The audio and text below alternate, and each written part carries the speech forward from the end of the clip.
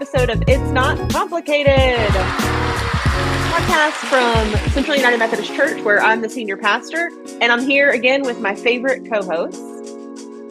I'm Chase. I'm the executive pastor. I'm Virginia Brown. I'm the college and young adult pastor. Jenny Williams, and we are digging into the prophet Jeremiah today. And we are sequestered in our own spaces just to avoid the spread of all the germs that are going around. So thanks for being with us, and we're going to get started.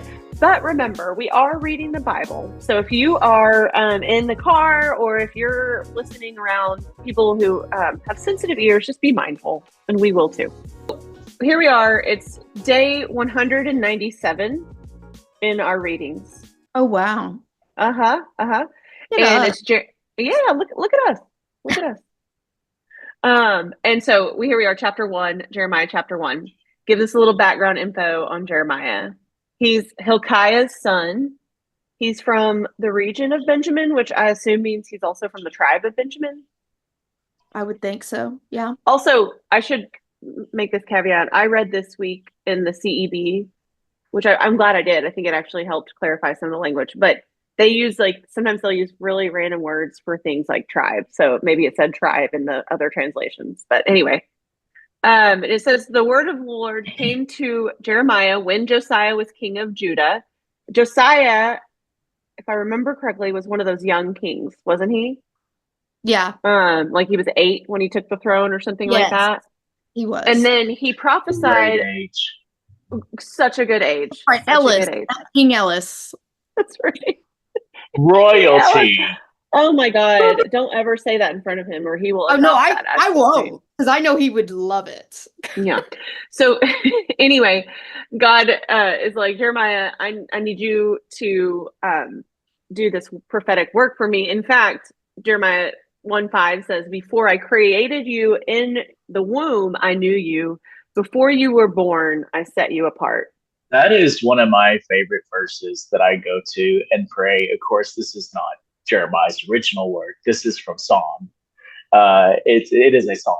So it's like, I love to pray that. It's like you knit me together. Mm-hmm. I love that. Yeah, it's beautiful. And we had this discussion in a Bible study the other day when we were talking about Jeremiah 29, how we'll get to that later, but how sometimes we co-opt some of these words like they are for us specifically, and we know that they're not. God has set Jeremiah apart, and says, no, I'm just a kid. I'm just a baby. And God's like, nah, yeah. Sorry. And so God touches Jeremiah's mouth in like a vision sort of setting with, yeah.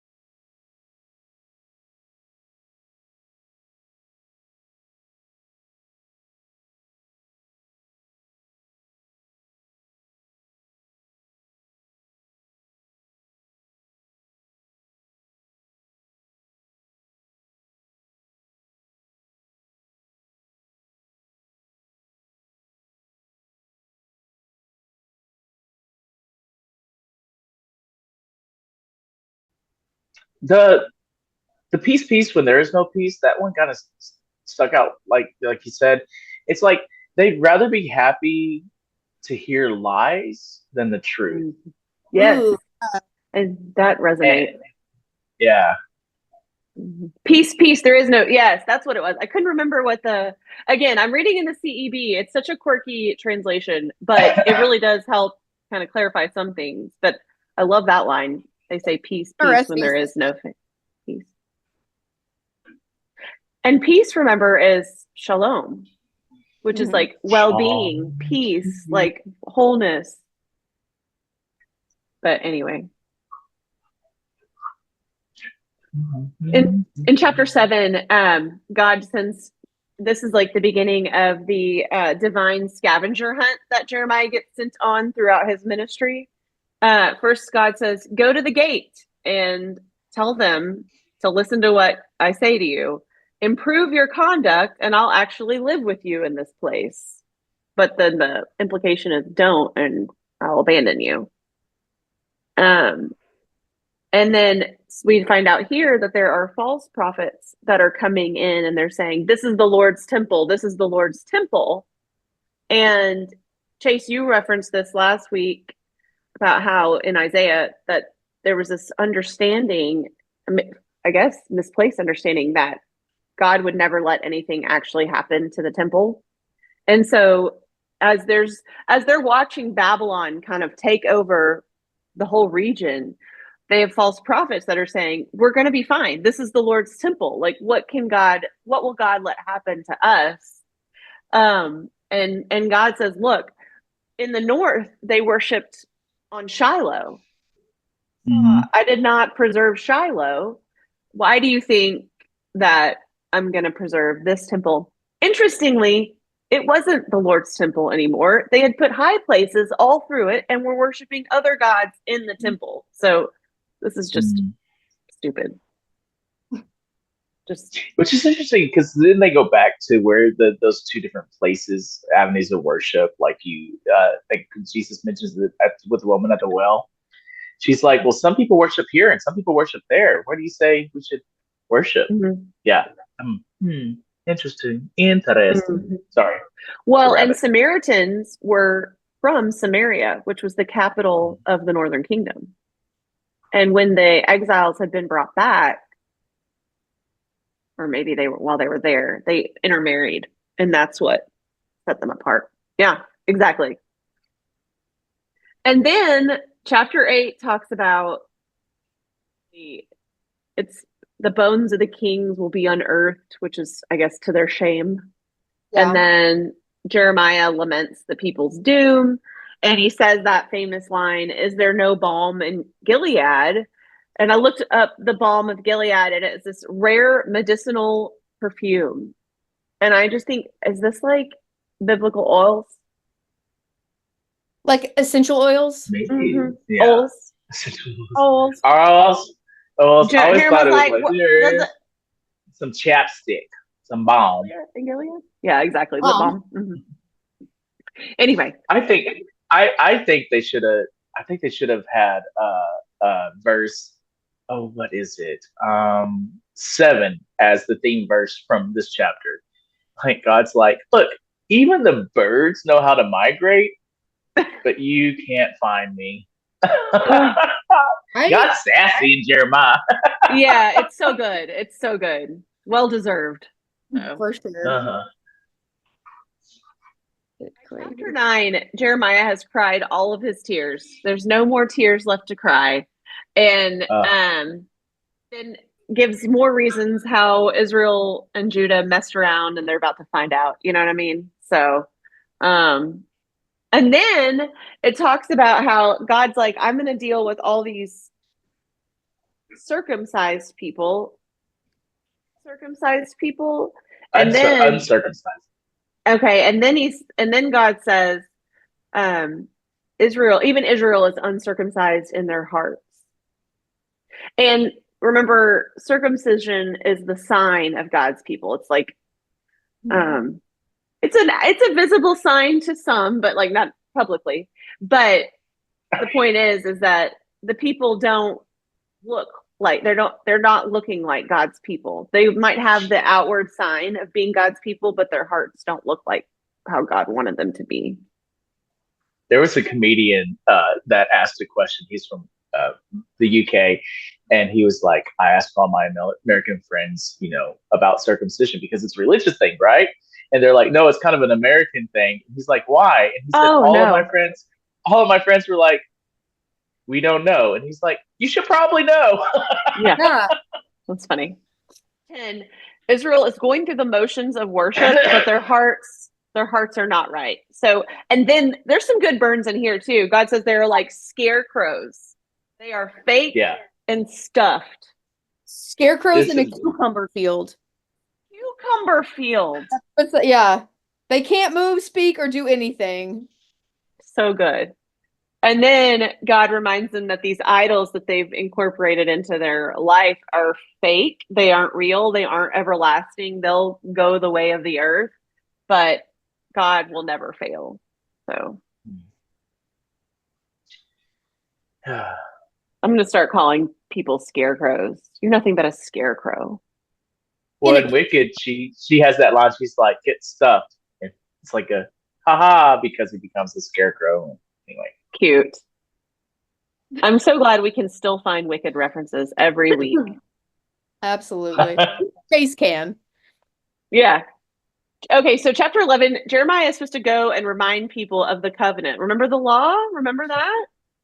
And he's supposed to tell them if they would keep the covenant, God will fulfill God's part of the covenant, which is to protect them and to keep them safe and all of this. But God's like, you have not done this. Like number 2 of the covenant is don't worship other gods and worship me only. And he says, God says, you have as many gods as you have towns. You have an altar to Baal on every corner. Yeah. Your offerings can't cover all that disobedience. Of course, when somebody's telling you things that you don't want to hear, what do? You plot to kill them. I mean, right? That's right. Plot to kill them. That's what I do.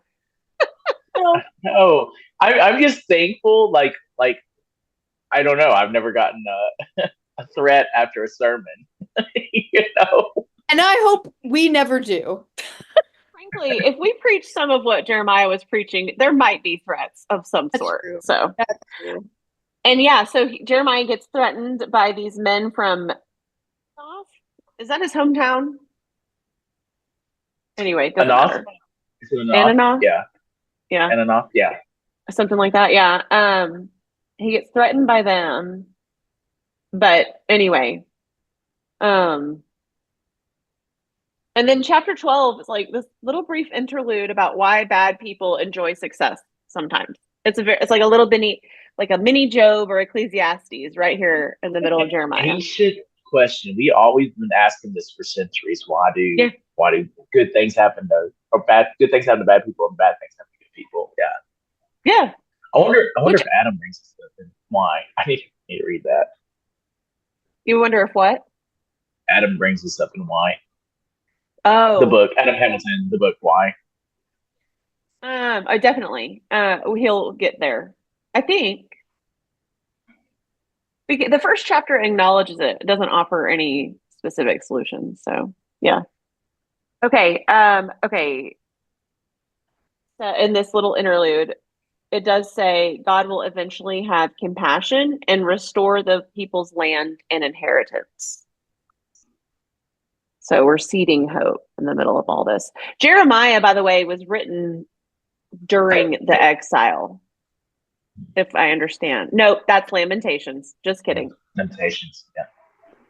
Go ahead. Then we get to 13. Mm-hmm. Oh gosh, it's giving John the Baptist. You know what? Let's talk about underwear. Underwear. Some fruit of the loom. I mean, I feel like you should already have probably a linen loincloth like during this time, but he doesn't, and he's got to go buy one. But this one is special. Yeah, you can't wash it. It's a little swampy. Yeah. Ew. Next, Why? next, like the challenge, the scavenger hunt challenge. And so then, but then after a while, he's supposed to take it off, go and bury it under a rock at the Euphrates. This is like witchcraft. And then goes back and digs it up, and it's ruined. Surprise of no Big one. surprise. Oh, okay. And again, underwear is a metaphor, you guys. I don't want you to miss this. It's a metaphor. Okay. What's it a metaphor for? Well, God explains it. God says Judah and Israel were supposed to cling to God like underwear clings to the body. But they did not obey. And so it's all dirty, tidy whities. Underwear is not supposed to be clingy. It's supposed to breathe. Look, this is the word of the Lord, Chase. You argue with God on that one. But I did not, again. I wear underwear. Wait, let's just get this right. I wear underwear, but it's not tidy whities. It should not clean. This is I want to strike this conversation. Wait, no, I have something to add. Just like from the amazing cinematic film Wayne's World, where Garth says about tidy whities, at first it's constrictive, but then it forms to you. Gosh, this conversation. Look what the Bible has done. I mean, we're talking about underwear. It's funny. I know. It's biblical. That's a scripture. I just got a notice from Walmart that there's high flu activity in my area. Thank you, Walmart. No, sorry. Sorry. Okay. Why? So, right. Chapter 14, the false prophets are false profiting again. They are giving Jerusalem a false sense of peace. They are telling lies in my name, says the Lord. And so then we get this like emotional, God expresses all this emotion. God weeps over the people. He's very sad that it's turning out like this. So. Well, and it's been a minute, so I think it's about time that we have a drought. Oh, I've been needing a good drought in here. Is that what happens in chapter 15? Well, in 14. 14. So are we on 15? Did I miss that? Sorry. No. I just didn't put the drought in my notes. So yeah. So is the drought like substantial, or is it part of it? Well, basically, God's like, Jeremiah's like, I want to pray for the people, and God's like, don't.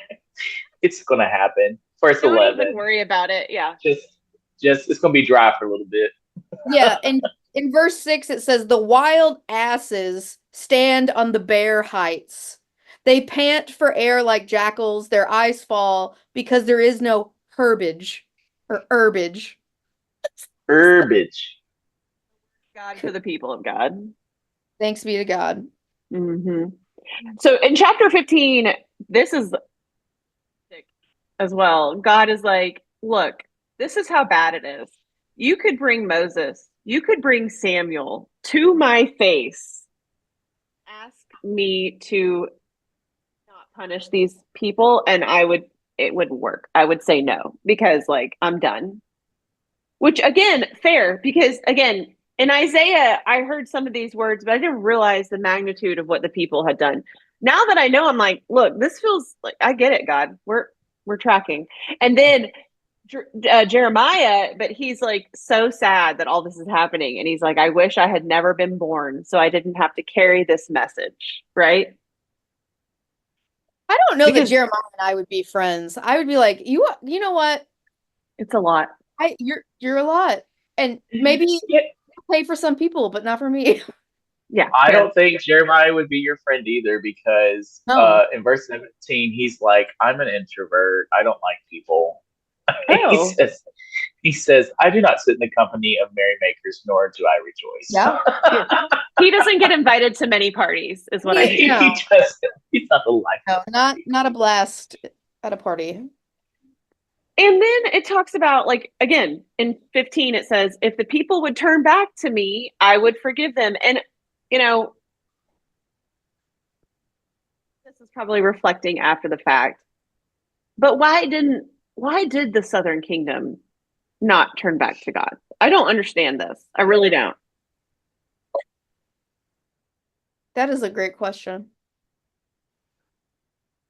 Well, one day when we make it to heaven, we can ask the Lord. I'll tell you what, that's on my list. Okay. It's not on my list, but we need to start making our heavenly list. Questions. We do. Yeah, so chapter 16 I have more questions. Like wasps, why? They don't pollinate. They just sting. They're mean. It depends on what kind of wasp they are. They probably kill other insects that are bad or something. Yeah. Mosquitoes, why? Mm-hmm. Yeah. That's true. Chapter 16, Jeremiah's like, it's not a good time to start a family. Don't do that. Just not a good time. Like, there's never a good time. I know we always say that, but this in particular is not a good time, right? Just funny because like we had the kid explosion. Maybe that's not the right word. Not in context of Jeremiah. We had it. I don't know. It's like the same thing. It's like, well, we had a worldwide pandemic. No, the worldwide pandemic, and it's like babies. It's not a good worldwide time. Pandemic. This is a great time to start a family or expand the family, I guess. Exactly. That's very true. Like another little promise that they will be delivered from exile, like the people of Israel were delivered from Egypt. I thought that was a nice little connection. When we get to 17, you guys, it's the Asherah poles again. It's the return of the graven Sensi. So, I mean, have they not learned these people? Anyway, sorry. Come on, guys. Get it together. Just wipe them away? Just take them away. Well, that's what happens. Okay. No, it's like shake your head back and forth very hard. Have you ever done that to somebody? And then they're slapping themselves. Anyway, if you're listening, this is a ridiculous situation that's happening, but we're just making slapping movements. Here I am judging scripture and like their inability to like look at the past and make corrections. I mean, we're like that too. Oh, 100%. Yeah, 100%. You're guilty. And they're like, they're just so cute, and they like have the perfect little spot to hold my wax melts,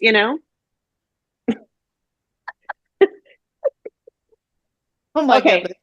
God's like, you cannot trust in human strength alone. You have to rely on me. And he's got, Jeremiah's on another mission. He's got to go to the people's gate. This is where the kings went in and went out. And he's got to say, listen to the word of the Lord, kings of Judah, and also everyone. Keep the Sabbath. Don't do any housework on the Sabbath. Don't work, or else I will light the gates on fire. The gates of what? The city? The gates, the people's gates. I don't know. So this is the Lord. Put it on the list. This is in 17, right? Okay, I do find it interesting how it opens, and that it says that Judah is written with an iron pen with a diamond point. It is engraved on the tablets of their hearts, and I'm like, oh, it's like a heart tattoo. Don't know where I thought you were going. You're like, what? Yeah, permanent or tattoo. Wasn't that a song? Probably. Oh, there's a book that I read in seminary called Tattoos on the Heart. Ooh, good book. That's great. The same as a song. This is how cool I am. I'm like, I think that's a song, and they're like, that's a textbook. Tattoos on the Heart? Yeah, it's good. Father something. I think I have it like right up. Oh, yeah, right there. So here's a good plug for a book, Tattoos on the Heart. It's about a priest who goes and works in like the very high populated gang area. Gregory Boyle. Greg Boyle, yeah. Yeah, mm-hmm. Yeah, in California, and it's a great book. Yes, I've heard good things about it. I don't think I read it, but I think that's the book where like they had like a place.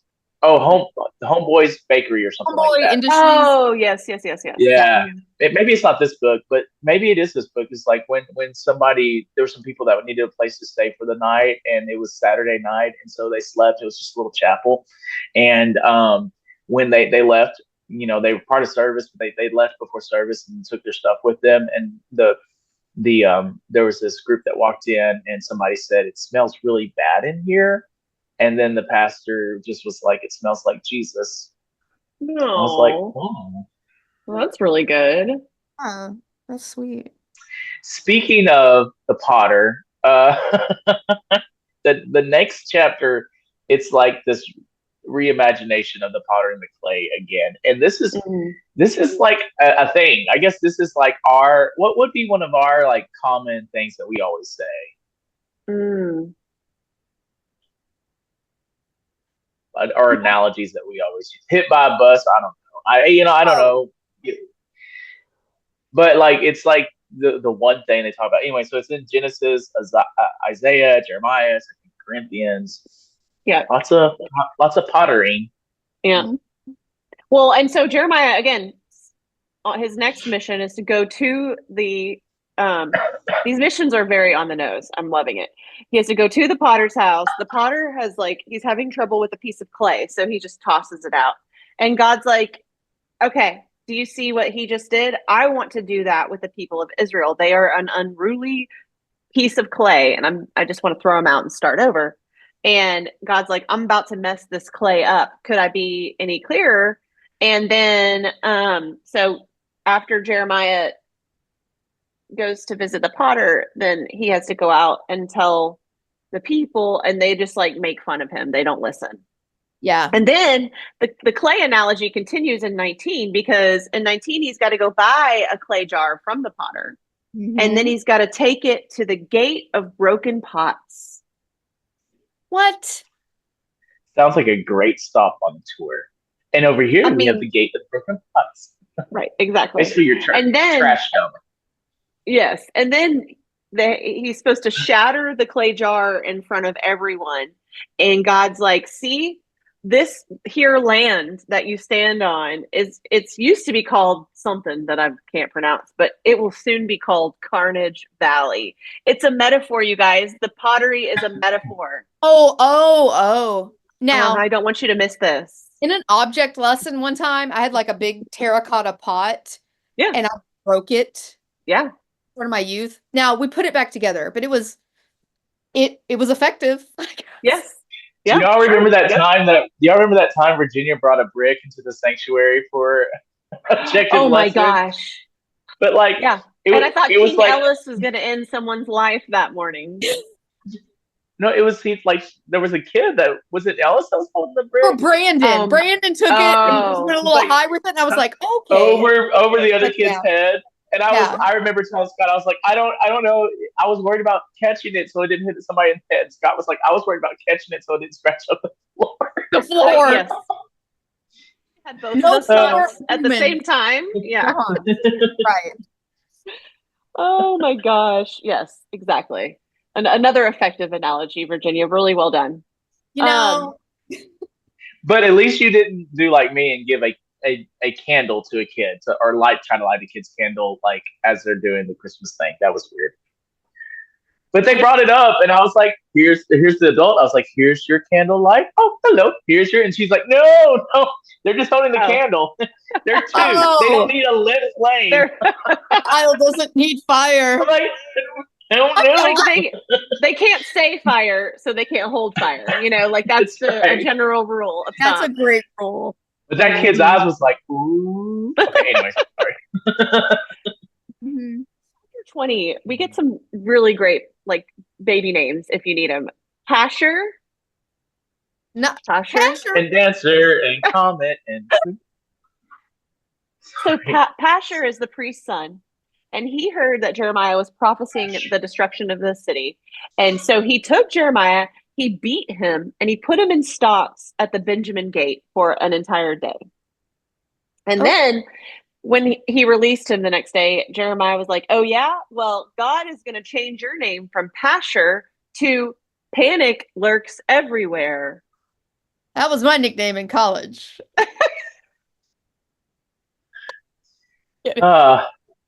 That's my nickname when I don't take my medicine. Oh, that too. Actually, yes. So anyway, Panic at the Disco has to get ready because God is coming for him. I'm curious. I bet I could Google it, but like how many times God gives someone a different name or like they take on a different name? I don't know. I just find it. Mm-hmm. Hey Siri, how many times did God change somebody's name? That's not right. What does it say? God changed a person's name 4 prominent times. 4? I don't know. Okay. I'll keep looking. Prominent times. No, I'm like, yeah. In Jeremiah 21, Babylon has now begun to attack Judah. And King Zedekiah. Now, what I noticed by the end, by the way, of Jeremiah is that we jump around in the timeline a lot. We could have tightened up here, but it's fine. Babylon's attacking. King Zedekiah wants Jeremiah to appeal to God on Israel's behalf.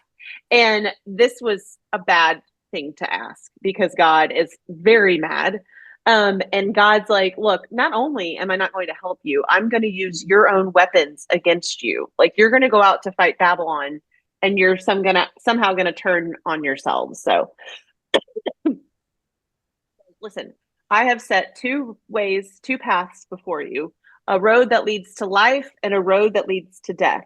And the point is, if you stay in the city and fight and try to defend it, you're going to die. But if you will surrender and go with the Babylonians, you'll live. Okay. So God, via Jeremiah, is actually recommending that the people don't fight back and just go into exile. This feels like pragmatic as much as anything, you know. It could either be like a remember the Alamo situation or, you know, or not. So anyway. In chapter 22, there's a prophecy against kings of Judah. 26. 26 name changes. Mm-hmm. Thanks, Chase, for chasing that down. For chasing that down. Boy, isn't that the truth? Okay. I'm going to change my name to Found. No. All right. No. So the kings of Judah, there's a prophecy against them. They've just not done what they're supposed to do. Remember, the kings are supposed to lead and guide the people in the ways of God. And they just don't do it. So, and then in chapter 23, this narrative kind of keeps going because the Lord says that the shepherds of the people are the reason why the sheep have gone astray.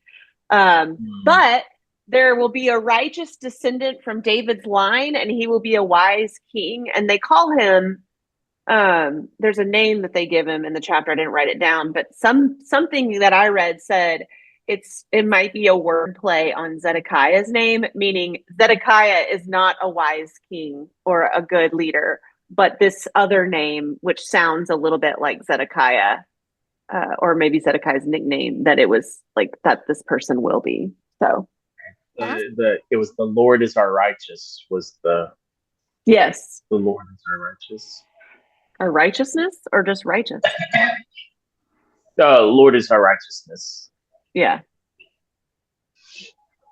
So, and then there's a prophecy against the prophets who aren't telling the truth. Anyway, God's not happy about that.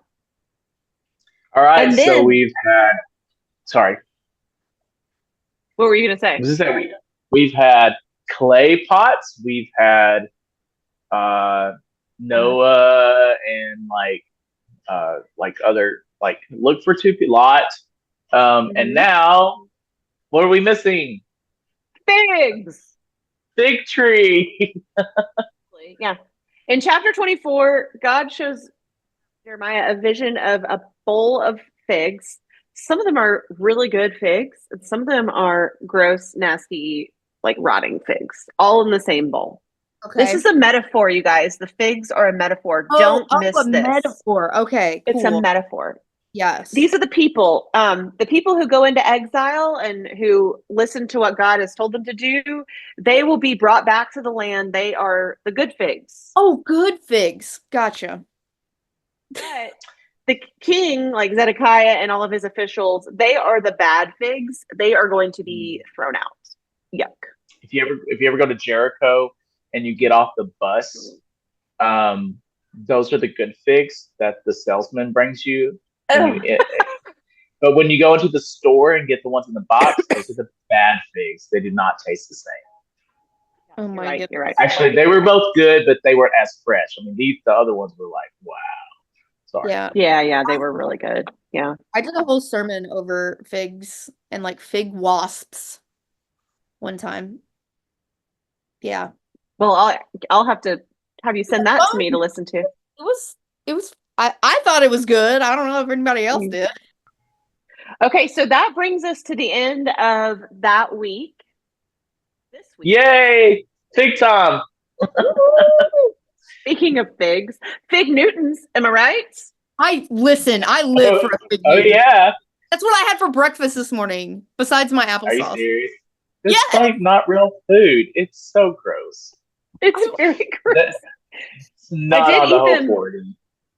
My grandparents, like, they had very few snacks when I was over there. They had those like chicken biscuit tasting crackers, fig Newtons, and then like grape nuts. That was it. I ate all. They had those peanut butter crunchy layered things, but they weren't peanut butter. It was like sticky, but they were like squared and they were layered and they peanut butter tasting. I don't know. It sounds good. Oh, it's like candy? It was like, it was like a candy, but brown things? Candy. They're like brown and clean. Oh, yeah, those are good. I don't know what they are. They're good. Anyway, we will leave you all with those thoughts in your minds of brown sticky peanut butter things and bad figs, good figs, fig Newtons, all the above. Thank you all so much for joining us this week. We're going to dig back into Jeremiah and finish that out, as well as Lamentations next week. And the story just gets better and better. And just remember, the Bible is sometimes complicated, but there's one thing that is never complicated. What is it? Jesus. Okay. Well, Chase is doing sign language on a podcast, so I don't know how to help. I don't know. Jesus loves you. It's not complicated. Bye. See you next week.